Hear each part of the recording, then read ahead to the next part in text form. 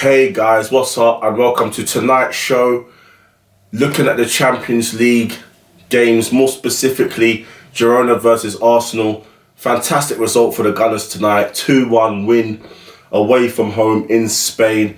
Fantastic result to get us automatically through to the knockout stages of the Champions League.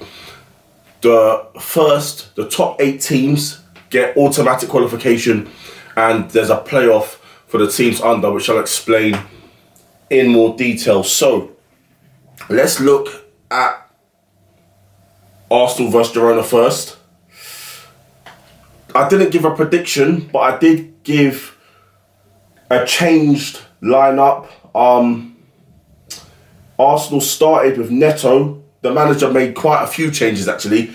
Neto started today, Calafiori left back, Gabriel and Kivior centre back, Partey at right back, midfielders Moreno, Jorginho and Odegaard, and Ranieri, Trossard and Sterling as the strikers, Sterling up front, and Martinelli, Timber, Havertz, Declan Rice, and Lewis Skelly came on. Saliba having a rest which he needs. Fantastic performance away from home. Girona scored the first goal, but Arsenal, even though they went behind, Arsenal were in control, and the players that came in, they played fantastic. Arsenal getting a penalty, which was a penalty. Jorginho calmly slotting it away the way he does, that little hop, skip and a jump penalty technique, calmly slotting it away. And Ranieri with a beautiful finish, cutting inside off the right, took a couple of touches with his left foot and just guided it in the far corner. Ranieri in his first Champions League start as well. Fantastic for the young lad. And I've met him as well. And he is a really lovely chap. I met him because he lives around here, North London, in Islington. I met him around Islington. What a lovely chap he is. So happy for him. And he has a bright future at Arsenal. So that guarantees Arsenal's passage into the knockout stage of the Champions League. Let's have a look at the other 7 guaranteed teams in there. So finishing at the top of the group, Liverpool are through, Barcelona are through, Arsenal are through, Inter Milan are through with a convincing win tonight. Atletico Madrid are through, convincing win tonight. Leverkusen are through. Lille are through. Lille qualified, 6-1 win tonight. Is that 6-1? Yes, 6-1 win tonight, beating Feyenoord. And Aston Villa are through with a 4-2 win over Celtic. They initially actually blew a 2-goal lead, Villa. There with a quick fire brace, but in the second half they regained their composure with Ollie Watkins scoring to make it 3-2 and Rodgers scoring to make it 4-2, getting his hat-trick. So that's a fantastic result for Villa. And, you talk about teams that are decimated with injury. I mean, you look at the lineup they had today, they've got I think they had to play Kamara, who plays as a defensive midfielder. He had to play at centre-back. I think Cash came off with an injury, their right-back. So, they do have quite a few injuries, especially in the defensive areas. And even looking at their substitutes bench, there ain't much there. Duran was an unused substitute bench. Whether or not that fuels the speculation that he'll be going to Saudi.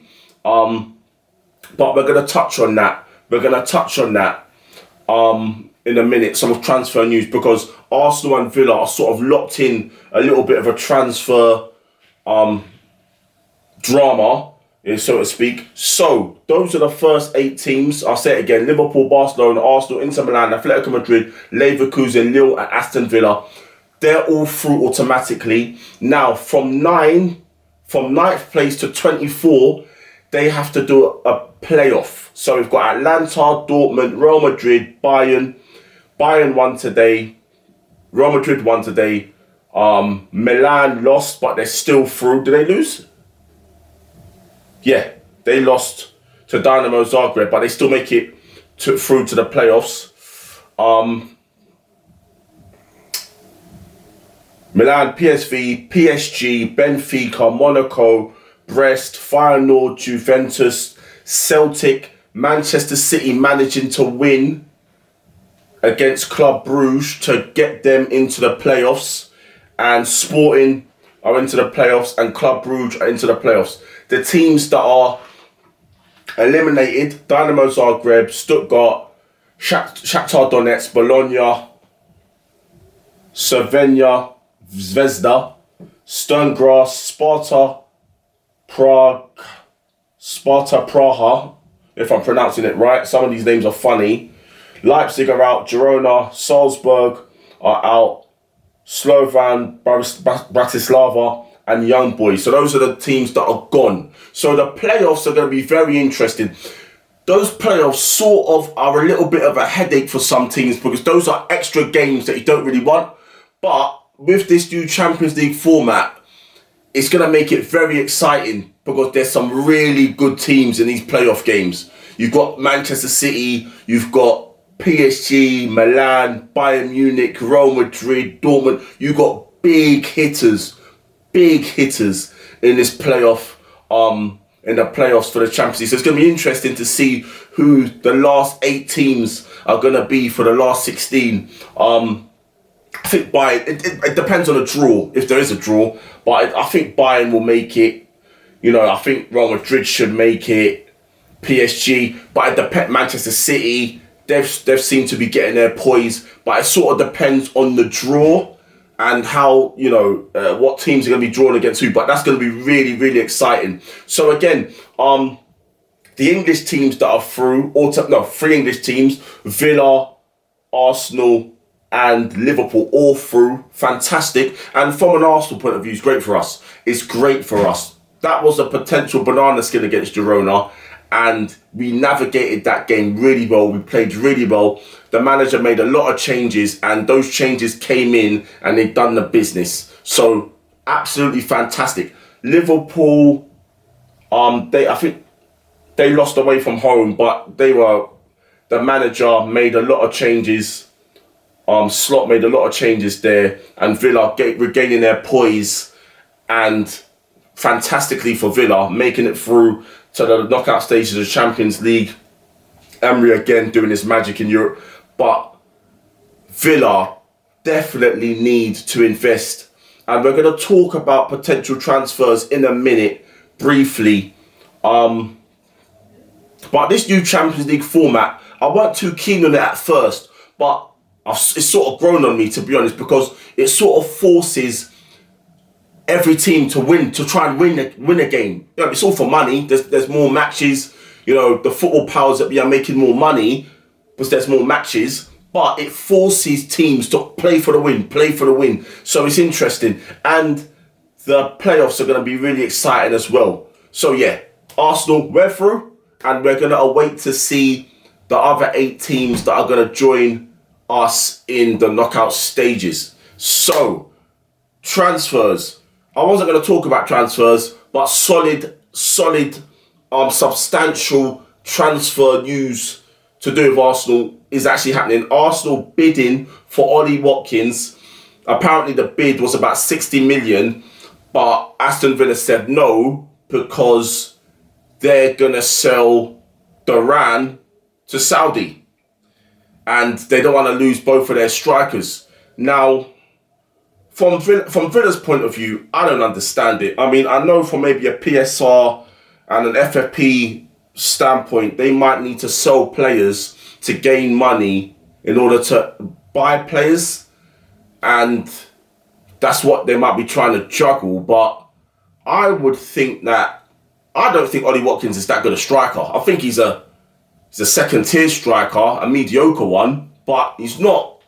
Like, put it this way, Emery has made Watkins better, but if Aston Villa really want to be a consistent team in the Champions League, in the top 6 of the Premier League, then they need a better striker. And I know they're building and they have financial constraints, but I don't understand why Arsenal would buy Watkins. And why would Watkins want to come to Arsenal? Because he's not guaranteed to start at Arsenal. So I don't really get it. I would think it would make more sense for Aston Villa to try and keep both of them and sort of wean Duran in as their main striker. But I think they've valued Duran at 80 million. So I think the Saudi club that he's going to go to, that I'm not sure who it is, they're willing to pay that money. So it's going to be interesting to see how this develops. I think that Duran will end up going to Saudi. Do I think it's good for Duran? Listen, it's good for his pocket. He's reportedly going to get 15 million a year. So it's good for Duran. In terms of, if he wants to be one of the top strikers in Europe, he's only 21 years old. He might be better off staying here. I'm sure he ain't short of offers. And I think, I would have thought Villa would be trying to sort of bring him in as their main man because he is a good striker. And Ollie Watkins, he's not really, he scored tonight, but he's not hitting the same level as he did last season. And he's sort of getting on a little bit. And I don't know, I don't really rate him that much either. From an Arsenal point of view, I don't understand why you'd sign Watkins. I mean, if you're willing to pay 60 million for Watkins, why not pay 70, 80 million for Osimhen? It doesn't make sense to me. Like, I don't want to sound like, no, to be honest with you, I'm just going to be real. I think that Arsenal are making a bid for a player that they know that they're not going to get in order to show the fans when we don't sign a striker, oh look, we tried to sign a striker, but Villa wouldn't sell to us because they sold Duran. This could be one big just bullshit, basically. Bullshit to try and pull the wool over the fans' eyes. Watkins to Arsenal doesn't make sense. I mean, you guys tell me in the comments, would you like to see Watkins at Arsenal? Because I wouldn't. I want an elite striker at Arsenal. And Watkins ain't an elite striker by any means. And there are players that you can get now. Osimhen is available. He's gettable. There's other strikers around Europe that you can get now. Why would they try and sign Watkins? Duran's going to go Saudi and Villa won't sell to us. They would only sell Watkins to us if they're going to keep Duran. But Arsenal know that they're trying to sell, that Duran is a target for Saudi. So why are they trying to get Watkins when they know it's going to be a no from Villa?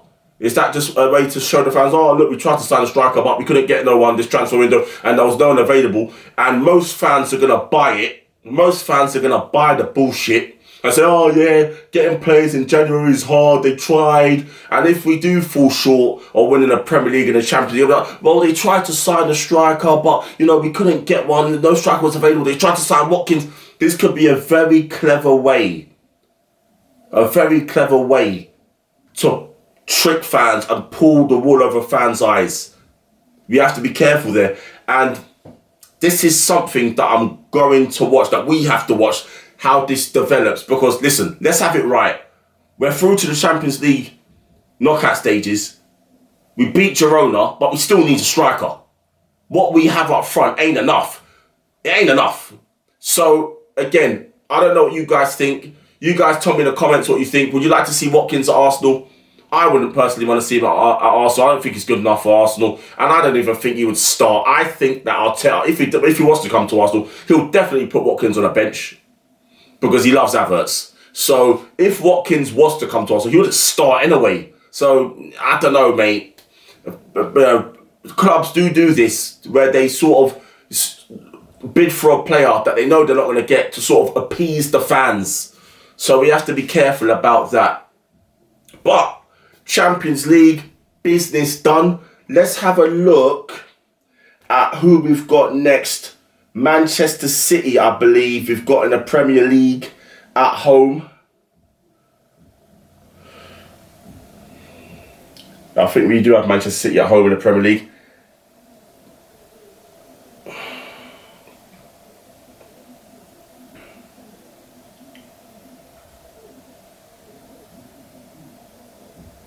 Yeah, Manchester City on Sunday, 4:30 at home. It's going to be a difficult game. Manchester City They've signed Mamouche. They've signed 2 other players.